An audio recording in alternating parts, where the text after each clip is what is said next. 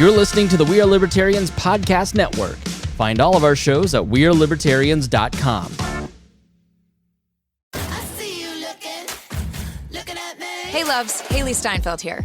Let's be real. When I'm on the red carpet, everyone wants to know whose dress I'm wearing. But here's the thing. We're so focused on those details, we're missing something that's actually way more important. Breast health. It's wild. Breasts get so much attention, but they're still so ignored when it matters most. Don't know what I'm talking about? Tune in on February 9th and visit yourattentionplease.com. That's yourattentionplease.com. See you then. This episode is brought to you by Abercrombie. Build your fits of the day with Abercrombie's newest denim drop. Here's where to start. Abercrombie's 90s straight jean goes with any shirt from tees to sweater polos. Super versatile. Their loose and baggy jeans are more trend forward, so you can grab those and go out with your friends. Abercrombie's denim fits come in a range of washes. Build your looks around Abercrombie denim. Shop online or in-store. All right, let's get back to some boring subjects. Understand the risk to our country. Freedom brings people together. You're listening to the We Are Libertarians Network. Learn more at wearelibertarians.com. Welcome to We Are Libertarians. This is a special series called The Path to Libertarianism. I'm going to talk to my good friend Brian Nichols about his path to liberty. So stay tuned right after this. Warning. This show is for adults, produced by semi-adults. So the language is sometimes strong and offensive. I don't know what I said. Welcome to We Are Libertarians, where our goal is to help you sound smarter while talking to your friends. We examine current events from a libertarian perspective while treating modern politics with all of the irreverence it deserves. There has been lie after lie. We toss out the screaming heads, put people before political parties, and give context to the news to make you think. Now, here's our host, a 15-year veteran of politics and media, Chris Spangle. Welcome to the program. My name is Chris Spangle. I'm still getting my bearings. This is the earliest I have ever recorded a podcast, I swear. It's like 8:30, and so I'm barely awake. The caffeine has not yet kicked in, but somewhere about halfway through this podcast, I'm going to be bonkers because that early morning caffeine kicks in, and I just go nuts. And I wouldn't podcast this early for anyone, but I do for my good friend Brian Nichols, who I love and respect so much, who has a show in the network called The Brian Nichols Show, which you all should be downloading and listening to every single week. Brian, thanks for joining me. Absolutely, Chris, and thanks for accommodating your sleep schedule to an early show with me. That's okay. I don't want to get you in trouble with your wife. Much appreciated. House hunting day will do that. So priorities, man, priorities. Yeah, so congratulations on being able to afford a house. Yeah, not so much being able, but needing to have a house instead of renting. So just one of those things, a nice little stepping stone. Yeah, well, there's not a ton of money in the podcasting game, but when you can afford a house, listen, it's impressive. Brian, you've hosted a show on the network for how long now? Just over 2 years now. So 2020 marked my 2 years here at We Are Libertarians on the network. And actually this past week was episode 100. Wow. For the Brian Nichols Show. So yeah, it was a pretty cool milestone to hit. Yeah, that's a tough one to get to. Most people never get past 10. Yeah. So, because I think, and you've started a podcast now. Most people say, I'm going to start a podcast. Within several days of starting this podcast, I'm going to have advertisers throwing money at me. I'm going to have thousands of listeners. I'm going to be able to hire people within 6 months. And that's not how it works at all. It's a lot of work. It's a part-time job usually. So to get to 100 is a huge accomplishment, and your ratings are through the roof. They're huge. You have huge ratings, Brian. Well, thank you. Yeah, we'll just take Donald Trumpisms and throw it onto the podcast descriptors. Yeah. Huge, grand, wonderful. No podcast like it out there. Yeah, you and Boss Hogg, they're about 40 episodes ahead of you, but you're both in the last 6 months. Your numbers have just absolutely gone crazy. So you're kind of in a magic time where you're about to start really growing. So that's great news.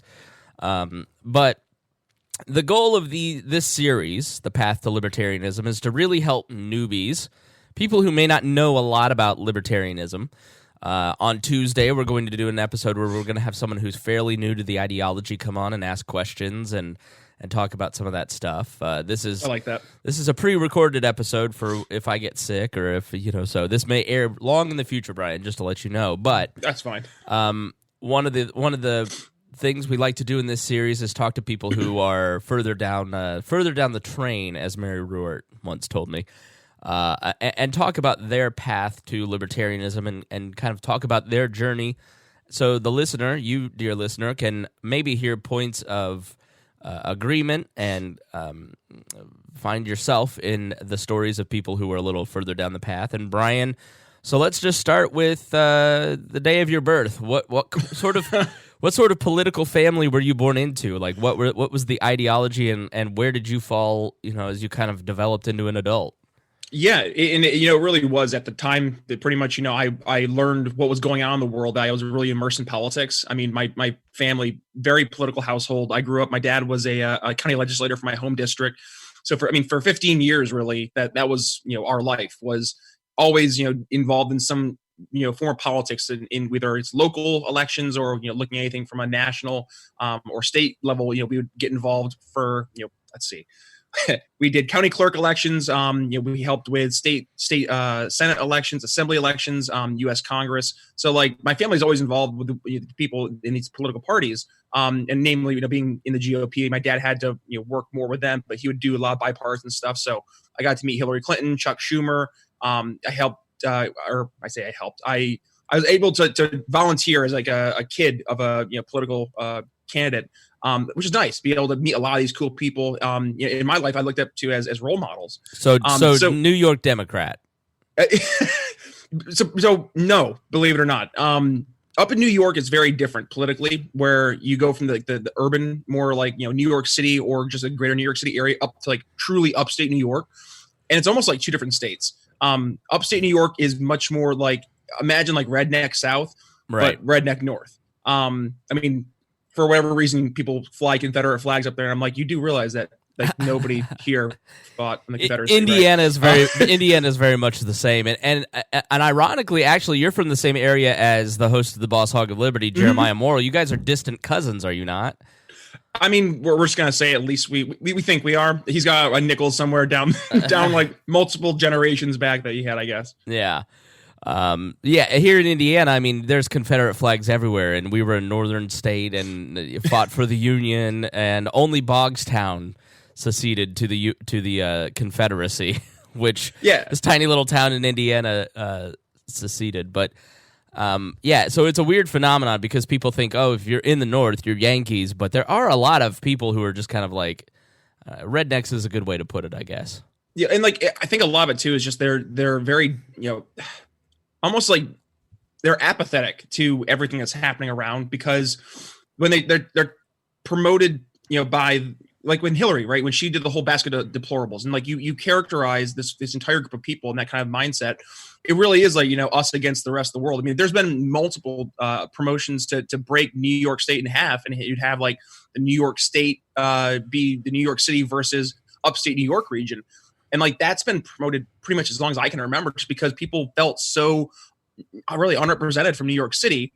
But at the end of the day, New York City pretty much is the main, not only voting block for the entire state, but really all the decisions that are made in the statewide level are pretty much come down to New York City. And that, just being from a state like that, this is a complete, side subject, but it also kind of speaks to me the value of what we have in electoral college, because, I grew up in a state where, being in the middle of literally nowhere, northern New York, my entire, way of life was impacted by people who lived hundreds of miles away from me, that they had no recollection, no understanding of the way we live up in northern New York. I mean, for us, we're literally in the middle of the woods. You need a gun to defend yourself, whether it's against, someone else, a wild animal, whatever it may be. But, the police response time isn't instantaneous like it is in New York City. You don't pick up the phone, you have a police car there in a couple of minutes. You'd be lucky if you have somebody there in a couple, maybe an hour if you're lucky, right, just because you are so far in the middle of nowhere. So, I mean, that was one thing that kind of helped shape my views as I've grown up as well, is just kind of seeing that dichotomy that I had to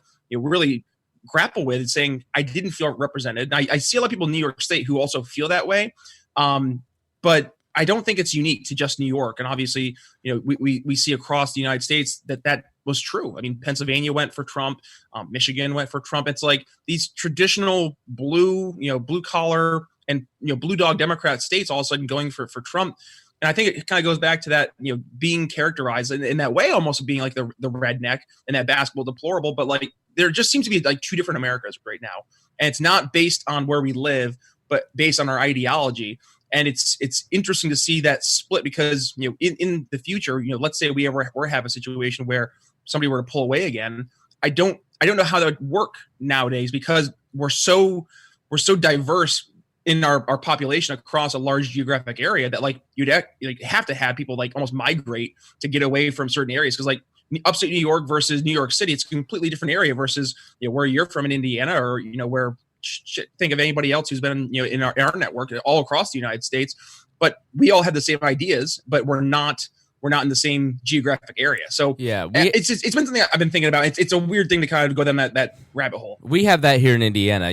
Where the Boss Hog guys are, they just had Tom Saunders, a state rep, on, and Saunders is legendary in the state house for being the rural representative who rails against Indianapolis. Indianapolis is a quarter of the state's population, its revenue. I mean, it's the engine that drives the rest of the state. And no offense to our people in Henry County or White County or Clinton County, but it's not Marion County. It's Center Township is a completely different animal than Newcastle, Indiana. And there's a tremendous, and even when I was executive director of the State Libertarian Party, it was the rural northern counties saying, Spangle doesn't come up here enough. He spends too much time around the urban and suburban Indianapolis counties. And I know from our neighbors next door, Illinois is vastly, it's enormous. Mm-hmm. But Chicago really rules the state, and that breeds a lot of resentment in places like Springfield or Normal or Bloomington, Illinois. So I think that is going to be a really big tension point as we move towards a more urbanized society where people move into cities as they are away from rural areas, and there's that natural tension point within states that really threatens the republic because if you're in Center Township here in Indiana and you live in downtown Indianapolis, the 12th largest city, and you don't own a car because you can walk to the Whole Foods and your vote doesn't count, right? Like because you're in Indiana, at least in terms of president. So yep. That's why I think you see the tension with the Electoral College. But so when did you start to really get into politics? Like, what's the first thing that kind of caught your eye? Like, for me, it was the Clinton impeachment, and that I was like, I really think I like this politics stuff. I mean, the Clinton impeachment was definitely one of the first like real big political events that I can really think back to, and like it piqued my interest. But I think I really didn't get super involved in caring about the politics of everything until like 2000. That was really kind of my jumping off point into getting more interested in caring about politics. And a lot of it came with not only the Bush election against Gore, but also, with my dad being so involved in politics, we had politicians who were running for office that would come through our area looking for votes. So I remember it was in 2000, Rick Lazio was running against Hillary Clinton, and Rick Lazio came to a local eatery that we were good friends with the owners of. And, that for me, there's a picture that was in the paper of me getting my like a Rick Lazio sign signed, and I was enamored. I was like, think I met the president of the United States. Only to have him lose like it was like 75 to 25% in the general election against Hillary. Right. But that was probably the first like real big election. I was like, okay, I'm starting to see the difference in the two parties. I'm seeing that, and I say that was me as a probably little elementary school kid, but like seeing that there was something different in a Republican versus a Democrat. But actually starting to become more politically aware. It's not just, you have the good guys and the bad guys. It's like now it's much more complex. There's layers to it. And then that kind of started off my big old rah-rah GOP to 2004. And I was, all for George Bush again against John Kerry. And it was a whole, progression of me going down this neoconservative rabbit hole, pretty much up through, probably my sophomore year of college. It's probably sophomore, junior year of college. College Republican president. So hey, me too. I was always rah-rah. Yeah, I was CR president in 2004, and that was the Bush election year, and Mitch Daniels was running here, which stupid me went and helped Andy Horning, who I love. I have an Andy Horning poster on my wall here, and really was instrumental in me becoming a libertarian. But like I should have chosen Mitch because all the CR chairs got really nice jobs in the administration, except for me. But yeah, I put on basically the pro-war rally in 2003. For lack of a better word, is a support the troops rally downtown, and like I was just sold out on it too. I mean, I loved being CR chair, but there were already strains for me. I don't know what years you were chair, but like that was the immigration election, the gay marriage election, and they almost impeached me because I said I agree with Bush's immigration plan, and I don't care about gay marriage, and the membership was like, we got to get rid of this guy. He's not a real conservative. So, like, when you were CR chair, did you have, like, little strains? I mean, what were the issues that you were kind of talking about? Yeah, so I was in college from 2010 to 2014. So my CR president years were like 2011, 2012. And really the main issues at the time were, number one, it was a Tea Party revolution. So that was, big push, fiscal conservatism, constitutionalism. It's kind of funny, like, we see this ebb and flow of the GOP going back and forth and flirting with fiscal conservatism, and that was like when I was like, yeah, I'm a Republican, like Thomas Massey, Rand Paul, Justin Amash, Mike Lee, like these are all the good guys, right? And that's what the GOP was saying too, and now it was easy for me at that point to be the head of the college Republicans because they were kind of echoing this pseudo libertarian idea. I mean, the Tea Party was as close to the Republican Party as being, anything libertarian as I can really think of in recent years. Yeah. I mean, Rand Paul is he's not obviously a true like big L libertarian, but he's easily one of the most libertarian leaning senators we've probably ever had in American history. Yeah, I think the thing with Massey and Paul, I was thinking about this with Massey last night. He was celebrating impeachment. It's like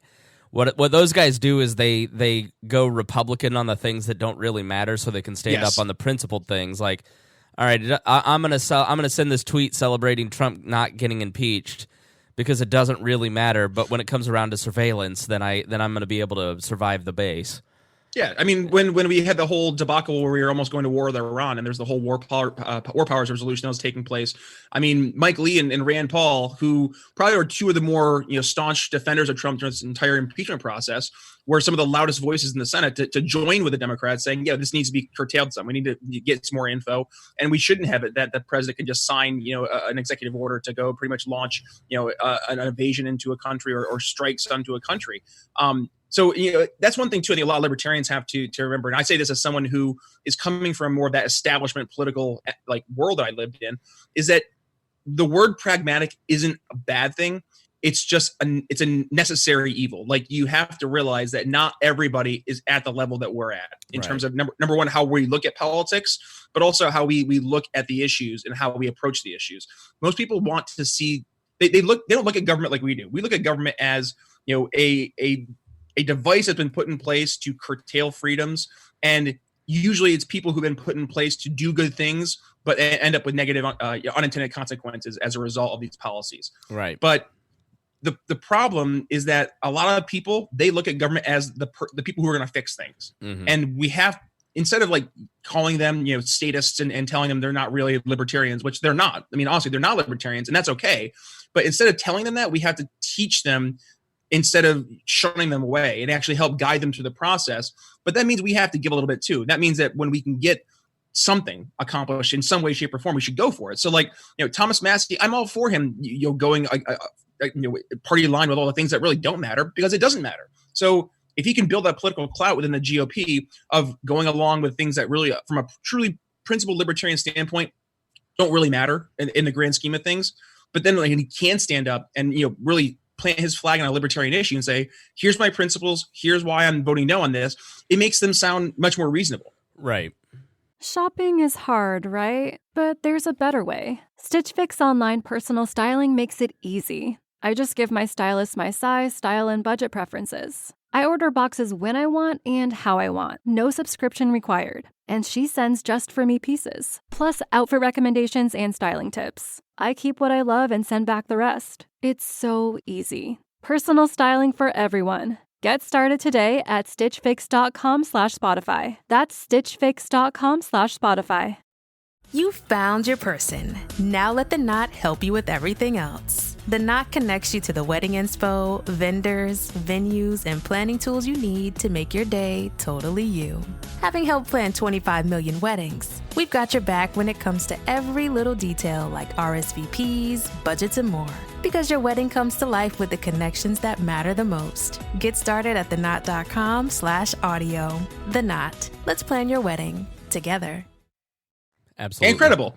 Incredible. That's the main thing too. And I just actually talked about this last week with Jacob Hornberger on my show, is that part of the thing with the Libertarian Party is we're at a point right now where we have to decide, are we going to have someone leading the party who's truly a principled, but also credible candidate, or are we just going to have somebody who is going to, try to out libertarian everybody else and not really be a good marketing, but also, asset to bring more people into the party than somebody who is a truly principled person who is trying to be more pragmatic and actually teach and reach out to people and hopefully change people's hearts and minds to get them to stick with us instead of 3-4 million votes and then within the next 2 years half that, if not more, or just gone again. So getting people to be interested in libertarianism, but also to be libertarians for the long haul. That's where I think we need to change our mindset a little bit, but it comes with how we're going to approach actually interacting with people to get them to be libertarians in the first place. Yeah, so here's the funny thing about Jacob Hornberger. I believe it was against Harry Brown that Jacob Hornberger was the radical choice against Harry Brown, who was despised by a lot of radicals in the LP and is still to this day one of the greatest messengers the Libertarian Party has ever had. You find a lot of people who go, I'm a libertarian because of Harry Brown, or I'm a libertarian because of Gary Johnson. That position of LP candidate, this is why it's incredibly important, because the LP presidential candidate becomes the de facto leader of libertarian thought. I respect Jacob Hornberger a lot. I use his stuff. I'm a subscriber to his journal. We rely on a lot of what he's built over at FFF here at We Are Libertarians.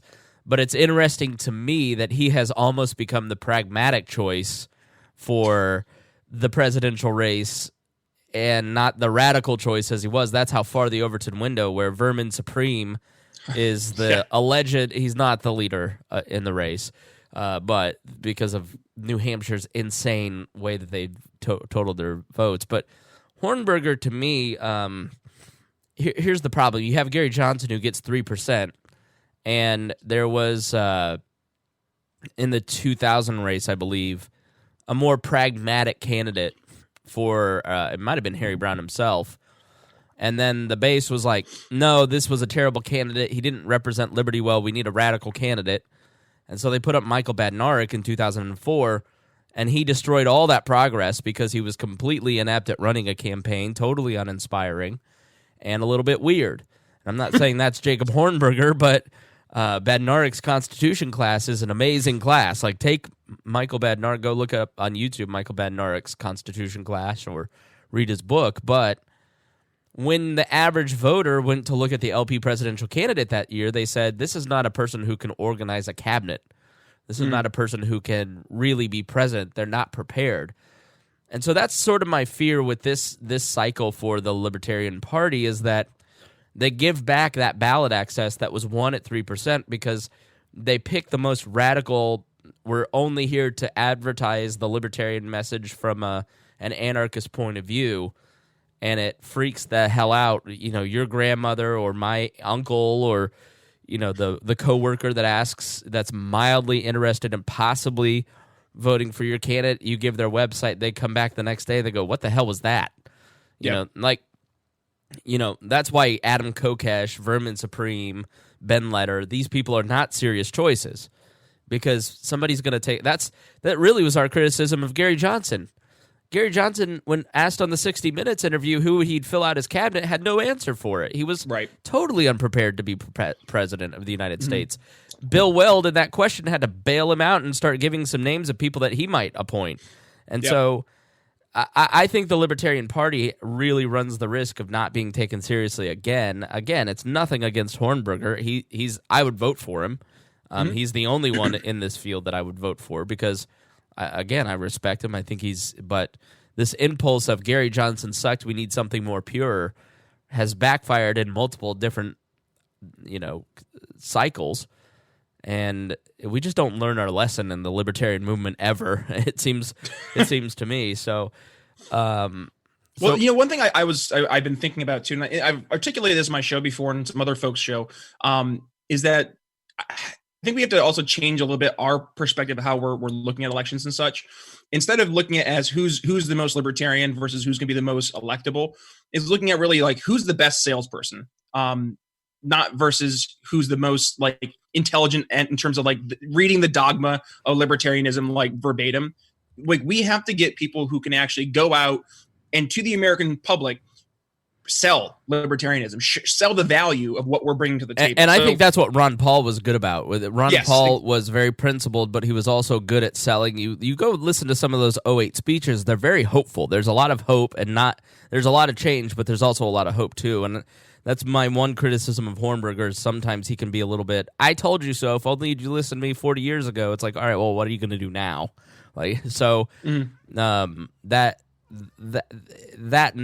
exactly what you're saying. But Hornberger is a good salesman. I mean, he does make very good points, and I think that's where he can be. When people say he's the next Ron Paul, I don't go, oh, that's ridiculous. I say, yeah, I could see that. Mm-hmm. Yeah, and the thing is, too, I mean, my day job, I'm the director of sales for a telecom company over here in the East Coast. And one of the things that my team, what I do is I teach about selling value, right?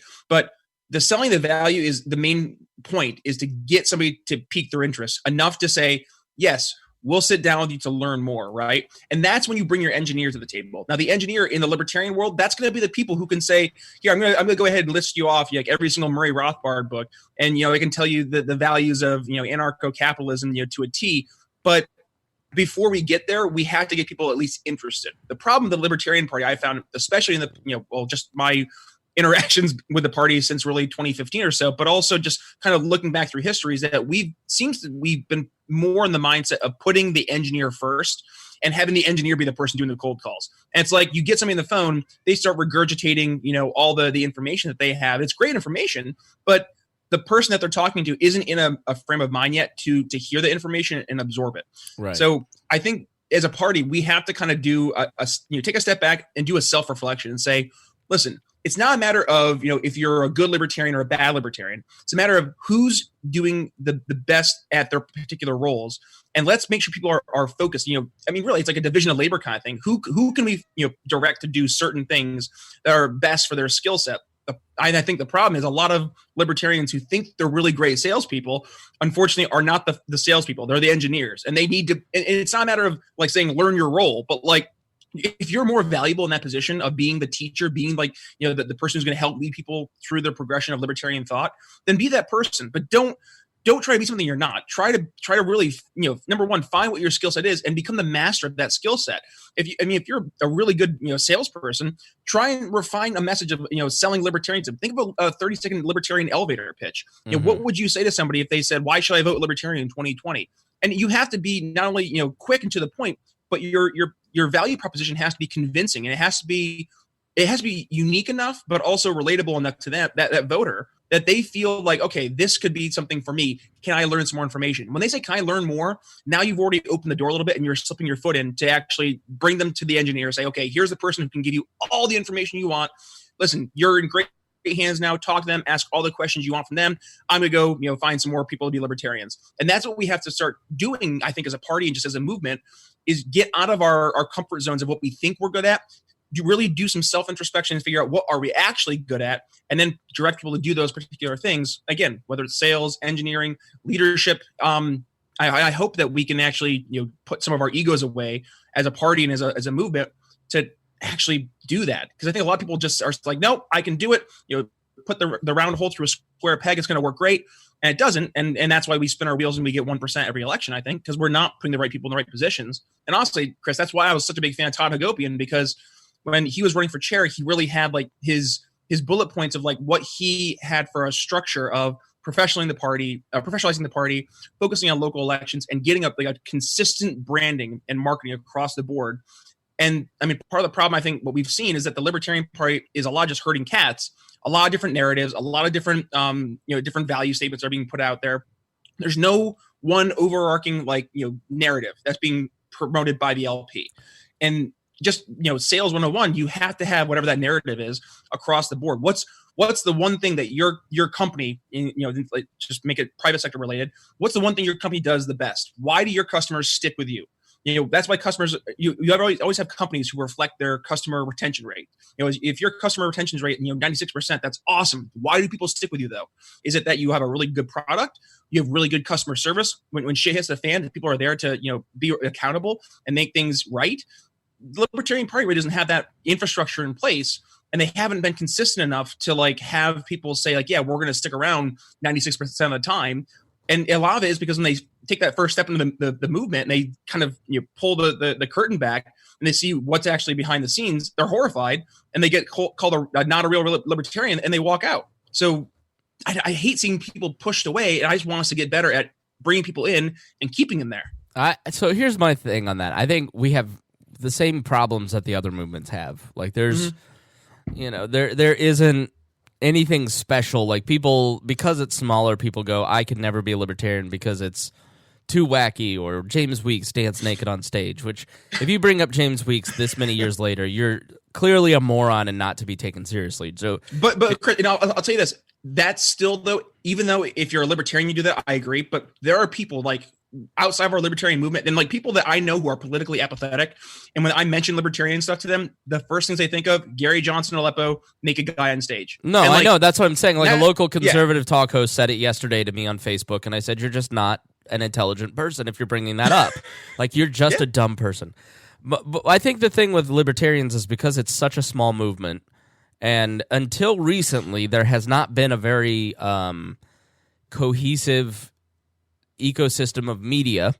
Podcasting has really given libertarianism its first foothold in terms of media. And so if you look at the growth of the conservative movement, it sort of starts with National Review. And that's what We Are Libertarians, when Greg Lenz came on and he and I really started talking about what do we want We Are Libertarians to be and talking that through, we wanted it to be the libertarian version of National Review.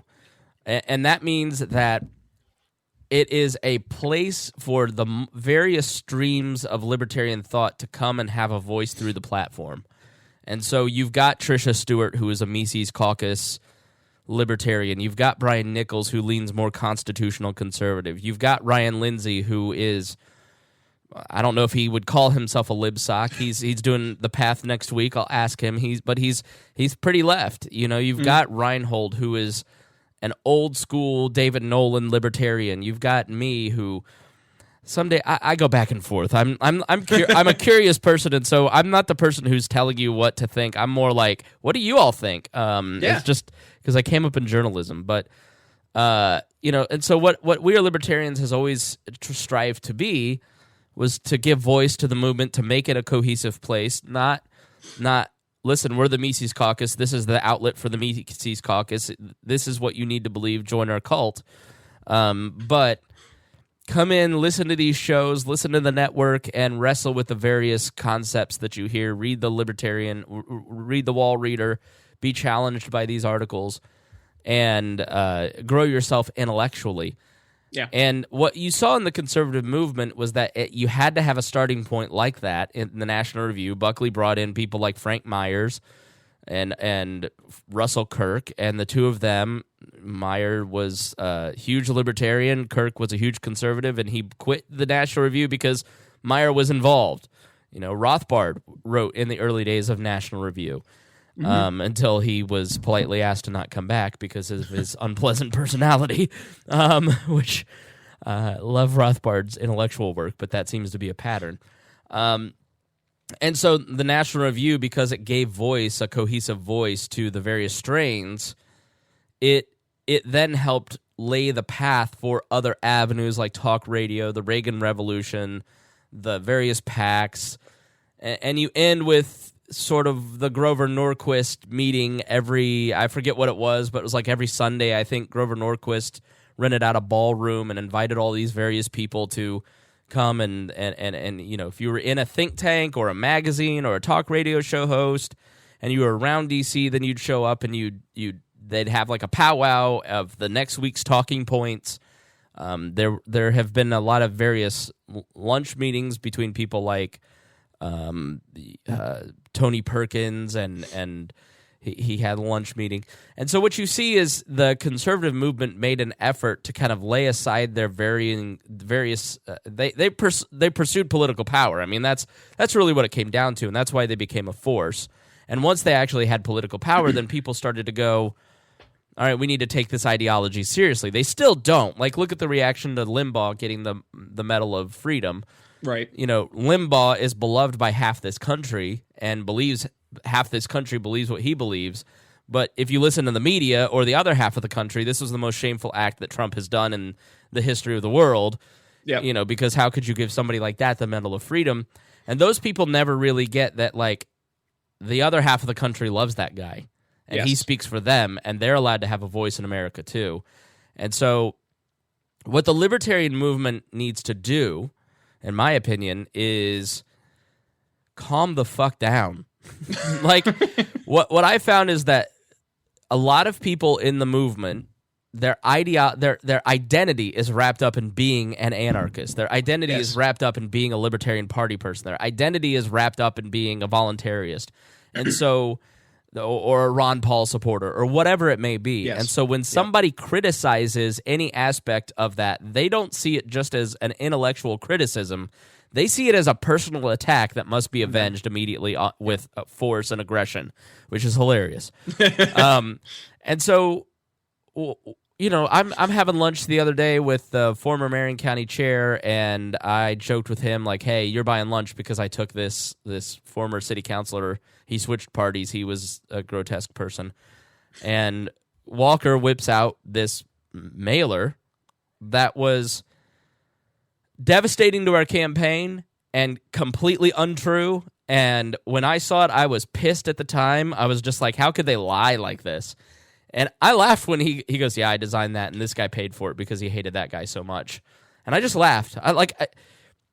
Because that's just politics. If you're going to be in politics, you have to learn how politics works. And so I think a big part of what the libertarian movement needs to do is, if you're a pragmatic LP person, respect Michael Heiss and the Mises Caucus and, like, get along.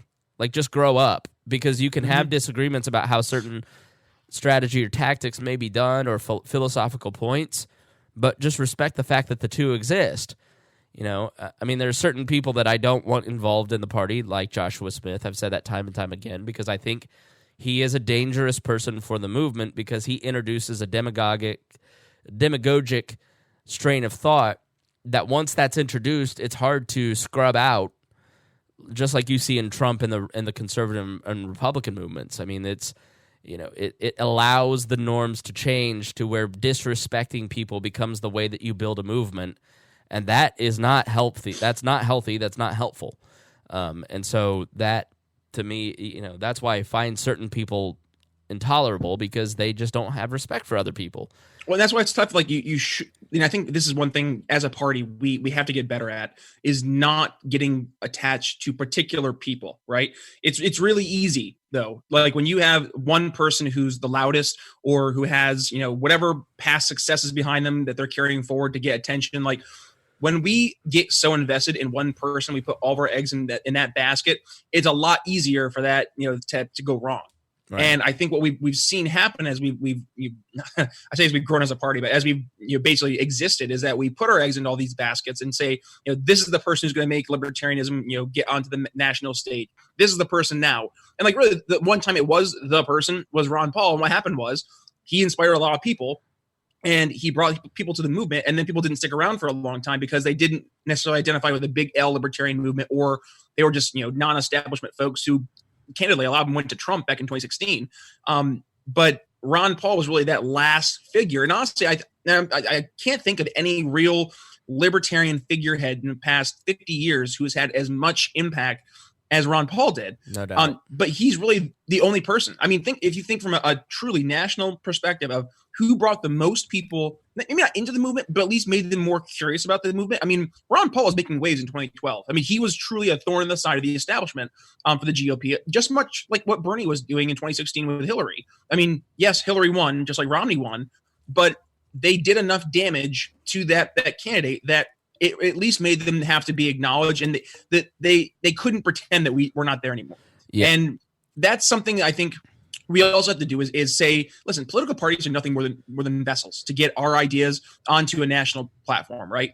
But we can't invest all the time and energy into those candidates. I mean, I'm a much firm believer in the idea that if we can get people into local office, I mean, that's going to be it should be, honestly, our primary focus. The problem is that people don't vote for libertarians in a local office because when they hear the word libertarian, their first thought is to go towards maybe that one person that we put as like the leader. And they remember that person was, a complete flop, let's just say, right? And I'm not picking on Gary because Gary did. I listened to your last episode you had with Reinhold, and you were right. Gary brought in, millions of votes that opened up the doors for the folks to have, the chance to run on their local ballots because otherwise they didn't have ballot access. But I think that's only part one. Part two, I think, is we have to create and establish some credibility on the lower level. So that means having libertarians like Tom Hugopian, who's going to be running for like school board, right? Right. To show when you're a libertarian in a position of a power, which, I mean, I'm not going to get into the dichotomy or the difference there between power structures and such and libertarians. If you're in an elected office, you're violating principles. I don't care. Like we're not at that point yet to have that conversation. We're so, we're on, as Jason Stapleton does use the analogy of like, we're on a bus flying through space and like, we're all going towards Liberty Land, but like, we're so far away that there's no reason to have this argument who's more libertarian because we're not even close enough to our destination that like it even matters. Like as we get closer to Liberty Land, if you're like, okay, this is where I'm gonna get off, by all means, but we're like hundreds of miles from the destination. Right. Yeah, I think that's exactly right. Like read Piety and Power by Tom LoBianco or listen to our interview with him about Mike Pence, and that is a great outline of how somebody gets political power and rises through the ranks, and it starts small. And so if libertarians can start winning local races and you do a good job in that aspect, then you work your way up to state rep, and then you get run for Congress and win, and then you become a senator, and then you become vice president. Like that's how politics works. And what a lot of libertarians don't understand is A, they never make the effort to understand how politics actually works, and then B, their ego doesn't allow them to start small and work their way up and have a long game.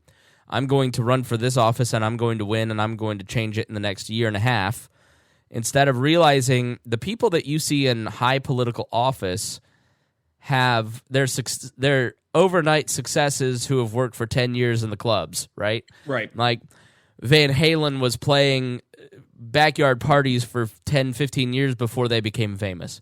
You know, and they knew more cover songs than any band in history because they had practiced so many hours.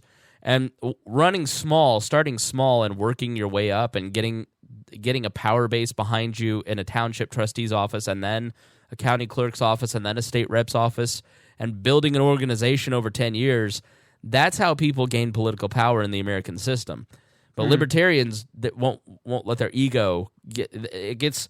But anyways, let's you mentioned Ron Paul, and for me the moment when I decided that I was no longer a Republican was 2008. And this woman came up to me crying. I was working in the media then. I was working for a local talk radio station, and she's like, "You've got to tell the story. They just kicked all the Ron Paul delegates. They violated their own bylaws and state election law and kicked all the Ron Paul delegates out of the convention.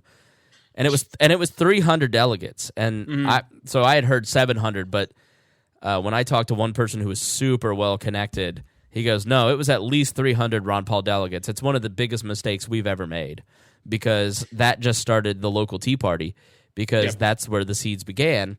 And that was for me, which I bought this shirt that you can see if you go to our YouTube channel at a Tea Party meeting because I was that person invited me to that Tea Party meeting. I became friends with that person.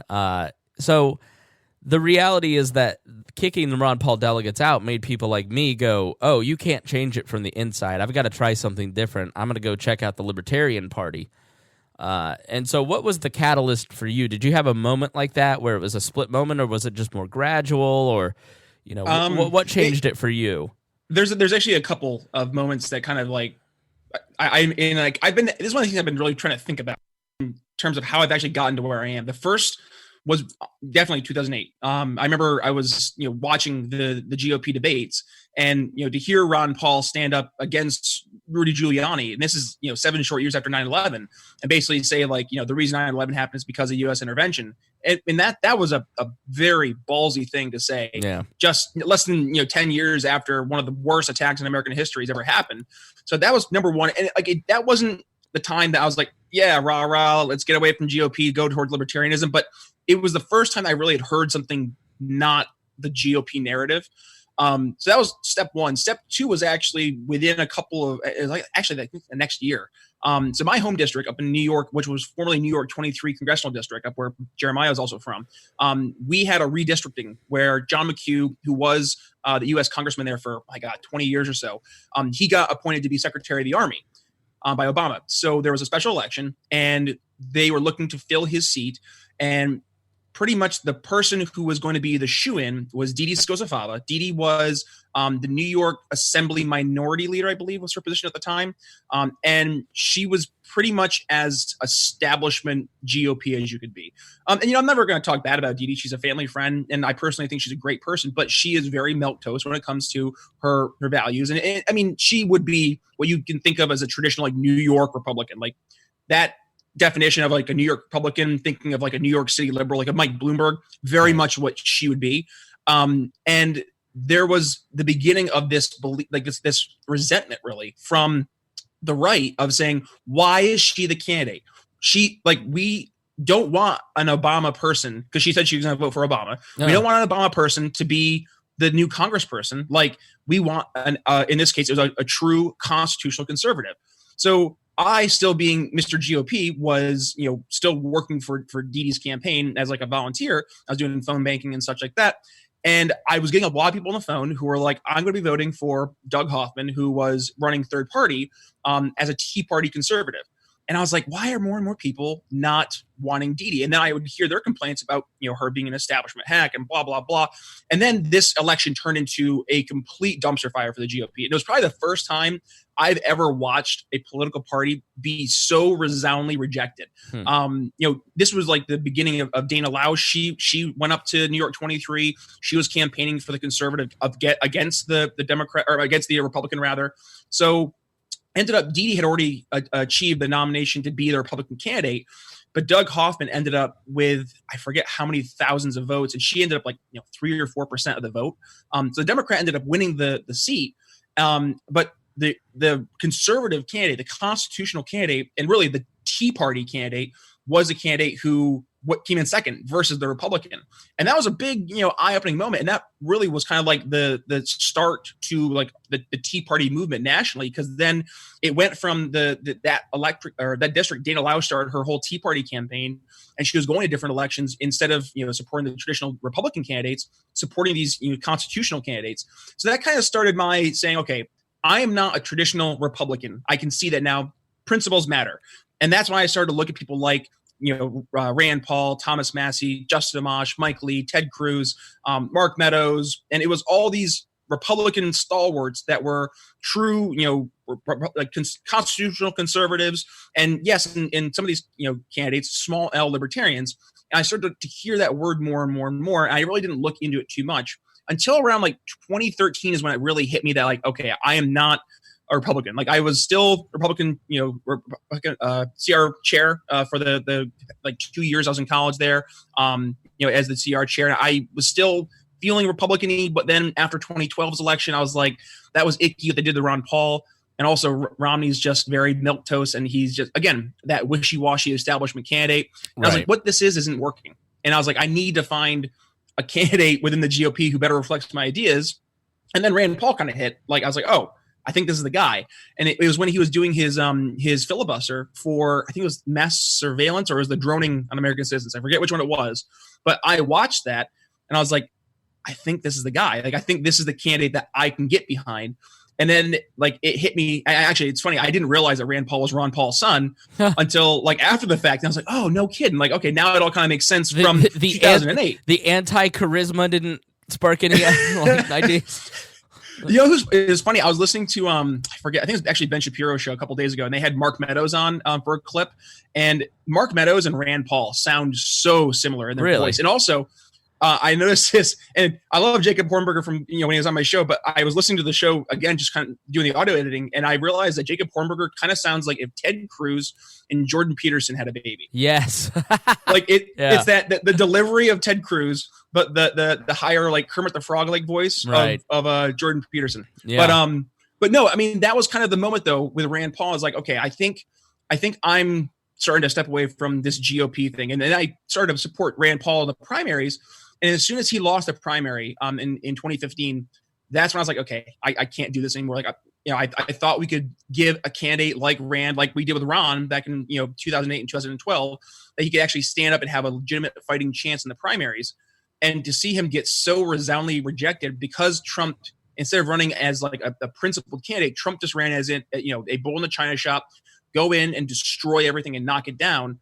And that sentiment resonated with a lot of people. And I don't think a lot of libertarians, understood why Trump was getting so much attention and so much love. And I will fully admit, Chris, I was one of them. I was, full anti-Trump during the 2015, 2016 campaigns. But I'm seeing now much more clearly why people hated Hillary and why people, even if they didn't like Trump personally and they don't maybe like a lot of Trump's politics, they look at Trump as the anti-establishment and the anti-CNN, the anti-Hillary Clintons, and they look at him as like someone who's going to just at least be a mouthpiece for him.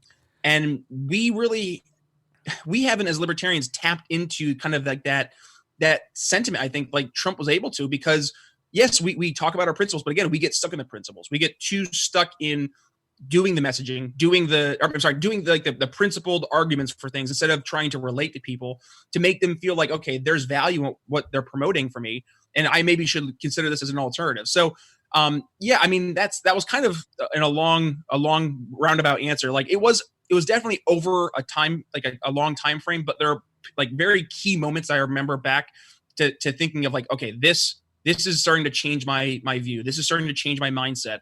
To then all of a sudden I caught the libertarianism, and I have full blown libertarianism now, Chris. So what were some of your first influences? Like when you go, okay, I'm going to check this out. I'm going to dip my toe in the water. What were some of the first things that you were like, yeah, this is speaking to me? Man, so I definitely started out, I listened to a lot of Rand Paul. I mean, like Rand Paul, Ron Paul, and then I started to watch a lot more YouTube videos, which seems to be, a lot of people's, their kind of starting off point is like they get down this rabbit hole of YouTube videos until like 3 a.m. Mm-hmm. I started to watch, like the Steven Crowders of the world and the Ben Shapiros, actually Glenn Beck too. I listened to a lot of Glenn Beck during 2015, 2016. I personally, I think he's a great human. I think his politics are wrong in some areas. But I have been a Glenn Beck fan and a Glenn Beck listener since I ran the board for him back in the mid-2000s at the radio station, and have had the chance to meet him a couple times, and a super nice person.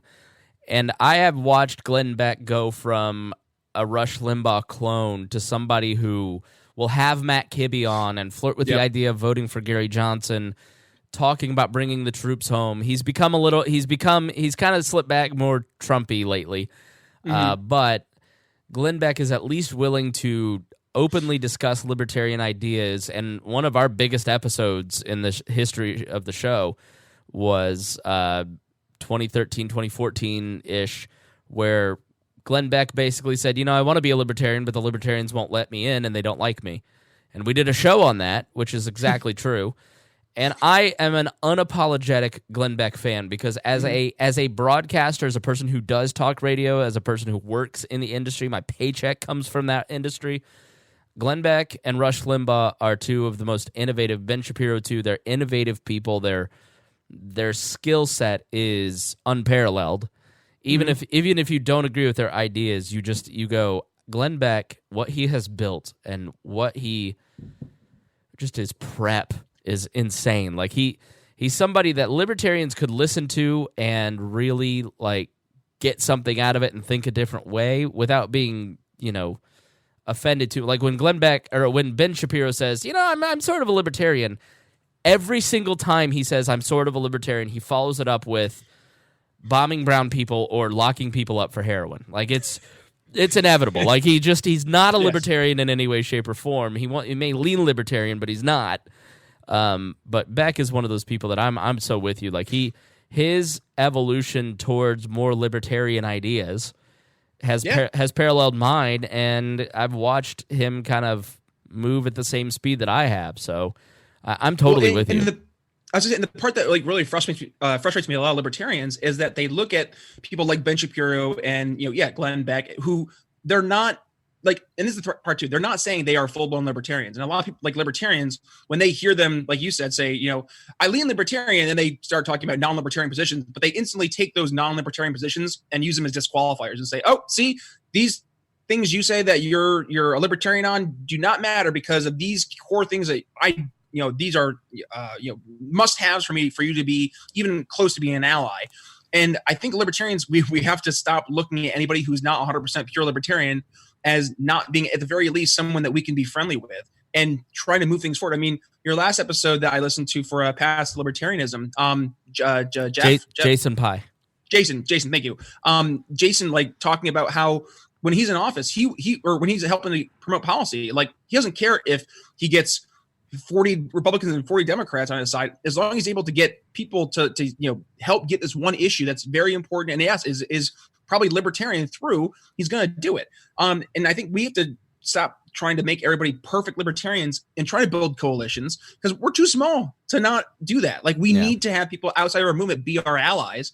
I mean, once we're in a position of, respectable, consistent, we have to be taken seriously in America, we don't have that luxury. And I think a lot of libertarians forget that, I mean, despite Gary Johnson's success in 2016, we were still only 3% of the vote. Yeah. And like, that's a big deal. We have to reconcile with the fact that a lot of Americans, sure, they might be libertarians at like their core because they live libertarian principles in their day-to-day life, but they probably don't identify with libertarians on a political level because we haven't shown them the value from a political standpoint of our ideas. They see it in their personal lives, but they're not able to make that bridge between their personal lives and politics. And that's a lot on us. That's our fault, because we haven't done a good enough job selling them that bridge and showing them the value to join us politically. And that's honestly why the GOP and the Democratic Party have been so consistent in maintaining their power over the past 200 years, is because they've shown value to their constituency. And unfortunately, that value has been shown through what can I get you in political favors if you vote for me. Republicans, it tends to be military bases and massive spending in whether it's infrastructure or what have you. And Democrats, it's usually massive spending in welfare programs and like the rights, if you will, that they say healthcare or education, what have you, getting rid of debt. So people are voting on their self-interest instead of what's right. But it's because back when these two parties really got their foot through the door and they established themselves as these foundational parties in American politics, now all of a sudden they have that foothold and they're not letting go because they're going to keep on giving their voter base what they want. We have to at least give the voter base something different, but also still give them that value. And I think what they're going to find is the things that we can give them are, listen, instead of like Andrew Yang saying we're going to give you $1,000 in UBI every single month, how about this? We're going to start taking out $1,000 every single month of your paycheck. That sound okay? Like, is that at least a little bit better? Can we say that's a step forward? And I think people would resonate with that. Like, stop taking $1,000 of my paycheck every single week. Yeah, I could get on board with that. But we have to talk about it that way instead of saying we're going to give tax cuts, because as soon as they see your tax cuts, they're like, oh yeah, tax cuts for the rich. Yeah, because you're a corporatist libertarian shill, which is always funny because like if libertarians were the corporatist libertarian shill party, like wouldn't there be more corporations supporting the Libertarian Party instead of the Tom Woods recently on Twitter made this point brilliantly, as he usually does. Every rich person I know votes Democrat because they can use the state to force other people to do what they want. Every libertarian I know is poor. Well, it's true. And here's the thing too. And I was thinking about this when you were talking about, people running for office. I think one of the things with libertarians is that libertarians tend to not like successful libertarians. And I say that not trying to be, rude to a lot of libertarians, but when you think of like successful libertarians who are making a decent money, or they're doing financially well, they have nice homes, whatever it may be, nice jobs, a lot of them tend to not be involved in the political process. And Chris, here's where I think maybe there's the biggest, the biggest identifier we can find in terms of the political libertarians versus the non-political libertarians is that the political libertarians tend to be those who have not had as much success in their personal lives, whether it's financial, relationship-wise, building families, and they want to have some control, like some ability to say, like, I'm making a difference, and here's what I'm going to do. I'm going to make, like you said earlier, I'm going to make my libertarianism my identity. Right. And instead of saying, like, I'm a successful, person in my line of work, I'm a successful person in the gym, I'm a successful person in my relationships, their metric is I'm a successful person in being the best libertarian. And the problem with that mindset is that you're going to have people who are, the successful people in their real lives who maybe are interested in getting involved in the political process. And then they just walk into it's like that is a Community, that scene where Donald Glover opens the door with the pizzas and like the room's on fire. That's what the libertarian movement is for a lot of people when they put, dip their toe in the water to see, like, is this something for me? And then they're like, no, I'm good. And they look and see, like, okay, who's going to be the next alternative? And they look at to them, the more sane alternative, and that's the establishment parties, the GOP or the Democrats. So I just think we need to remember that we're not in a position to be rejecting people so easily. And I think we kind of need to tone down the rhetoric and actually let people who are successful in their line of work, like Larry Sharp, he left the private sector doing sales consulting to run for office as a libertarian. Like, that's a self-sacrifice that Larry had to take. And he does a lot of great work. Jason Stapleton, he's kind of changed the entire tune of his show to be more focused on bettering yourself as an individual. And, he rebranded everything to Wealth, Power, and Influence, but not so much focusing on the day-to-day libertarian politics, but what can you do personally to make yourself the best version of yourself, to make you successful, not only, in being the best version of a libertarian, but also financially successful, building your ability to influence others, which isn't a bad thing, to actually, promote our ideas and get people to, like, say, that was an interesting idea, something we have to get better at. I think the way to do it is to stop focusing so much on politics and instead just kind of live your life and show other people, like, hey, this is me living my values and this is what's done for me, and here's what it can do for you. Right. So last question, when did you decide to start a podcast? Why, and what is it about? So I started my podcast originally when I was working for Austin Peterson's Libertarian Republic back in 2016. Yeah. 2017. It's been a long time. It's kind of funny that's been already 5 years I've been involved in this wild and crazy movement. But I was the associate editor. I still actually am the associate editor over at Libertarian Republic, and Austin gave me the chance to do a show, and it was called the Around the Republic podcast. So I did that show for about 3-4 months or so, and it was really just focused on getting editors from the Libertarian Republic come on the show and talk about what the news stories were of the week. And that kind of transitioned as the summer went on to having a few guests in the show. So I had John Ziegler from Mediaite, Super Mexican, I think, from Town Hall, Cliff Maloney, Young Americans for Liberty. And I was able to ask them a lot of interesting questions. And I was like, this is something that I enjoy doing. Like, I enjoy having guests on. And when you and I started talking, you let me, appear in the show a couple times in the big channel, We Are Libertarians.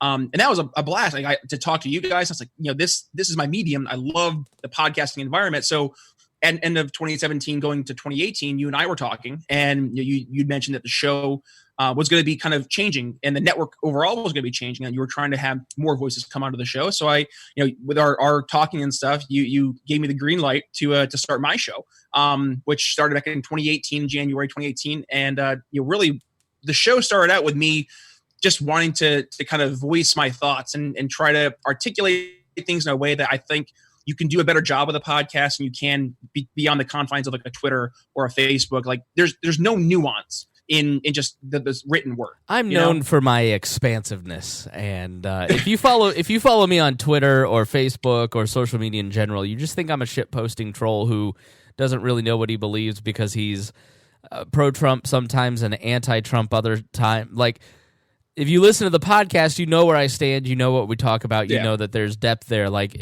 social media allows for flat interpretations of a person's opinions, whereas a podcast gives you depth. It allows you to have a conversation and go, Okay, I didn't. I guess I didn't see at that point because Reinhold will say something a certain way, and I'll go, "Oh yeah, okay, I get it." So podcasts are great. Unfortunately, I have to take this time to tell you that I'm canceling your show. It's been fun. Thank you so much for being a part of it. No, I'm just kidding. So yeah, how can people find the podcast? Yeah, so there's a couple different ways. Number one, they can head over to briannicholsshow.com. You can find all the podcasts from all 100 episodes, including a lot of bonus episodes, my appearing in other shows. And one of the things I think I found the most fun about this entire opportunity that you've given me, Chris, is that I've been able to have people on my show who are a lot smarter than me. And if I can leave the audience with this, it's that I think we need to start learning to humble ourselves more and acknowledge that there are things that we don't know. And that's part of the thing with my show is I want to have people on my show who are smarter than me to talk about things that I know my audience are curious about. And instead of just trying to get people who are going to regurgitate the same narrative that we hear every single day in our our Facebook groups and the podcasts that we listen to, I want to have people on the show who are different and who have different perspectives. I mean, I had Keith Rubino on my show who did an episode on Ask a Democratic Socialist.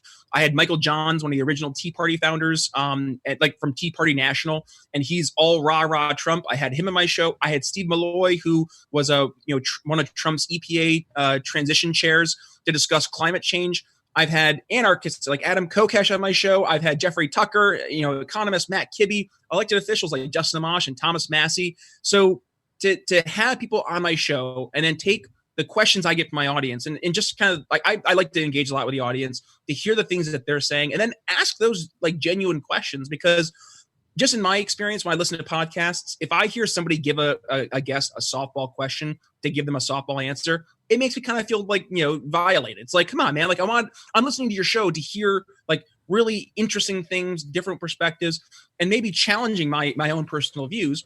And that's why I want to have people on my show who are all different. So if people want to go ahead, briannicholsshow.com. You can find me on social media, all on Twitter and on Facebook at bnicholsliberty. But yeah, I mean, it's been a blast, Chris. And I really, personally, thank you for giving me the opportunity. And, it's been, I think the past 3 years, especially, I've gotten to know you personally more and gotten more involved in the network and got to know a great group of people that I now consider to be really good friends and lifetime, long friends. It's fun to find almost like a unique sense of purpose in a different world. Mm-hmm. I'll finish with this. Gary Collins has been on my show. He wrote the book Your Better Life, and he has a podcast, Your Better Life, and he focused on what's called the simple life. And one of the main it's one of the main things of his program is the 3-pillared stool, and it's number 1, your financial health. Number 2, your personal health, and number 3, your sense of purpose. Right. And being on the We're Libertarians network and being able to have a voice and to meet a lot of really cool people, to talk to a lot of really cool people, and for me, see that I'm actually reaching people, helping change hearts and minds, and knowing that this wouldn't have been possible without the opportunity you gave me, and the platform you give me, and that's really helped me give me that sense of purpose. And I wanted to say thank you to you personally for that opportunity, but also thanks to all the We're Libertarians family who's been very supportive in not only like listening to the show and being members of the audience, but people like Craig DaCosta, going out of their way to contribute not only to my show but also to the greater We're Libertarian show. Christy Avery and all the great people, Jason Doolittle. It means a lot to know that there are people out there who they appreciate what we do, both by downloading the shows but also financially supporting us. And that's how we really keep the lights on. We're able to do what we do. So to you, Chris, thank you, and to all the people who support us financially and otherwise. It means a lot. All right, great. Well, I couldn't have said it better myself. Brian Nichols, Nichols. You can also find links at wearelibertarians.com if you forget how to spell his name. Thank you so much for joining me, Brian. Yeah, no, Chris, it was a blast, and thank you again for doing this series. It's a lot of fun. Absolutely. We'll talk to you next week.